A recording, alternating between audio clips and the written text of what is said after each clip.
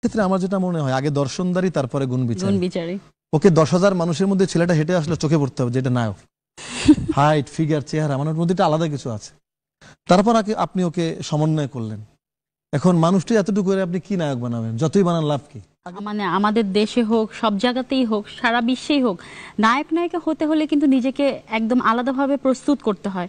তো আপনাকে প্রস্তুত করতে আপনি কি কি শিখেছেন বা কিসের আশ্রয় নিয়েছেন আপনি নিজেকে প্রস্তুত করার জন্য? আপনাকে একটা কথা বলি, নায়ক হতে হলে, নায়ক সিনেমার ছেলেটাকে নায়কের মতো লাগে, মেয়েটাকে নায়িকার মতো লাগে। নায়কের ক্ষেত্রে আমার যেটা মনে হয় আগে দর্শনদারি তারপরে গুণ বিচারী।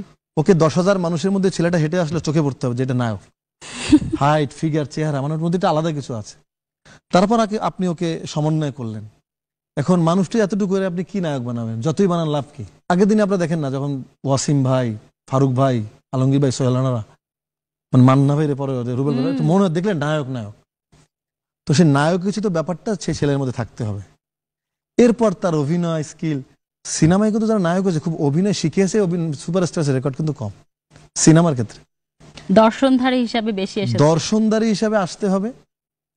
দর্শনদারি এর পরে তাকে অভিনয় শিখিয়ে নেয়া, তাকে নাচ শিখিয়ে নেয়া, তাকে ফাইট শিখিয়ে নেয়া, এটা পরে। আগে ছেলেটাকে হচ্ছে নায়কের মতো হতে হবে।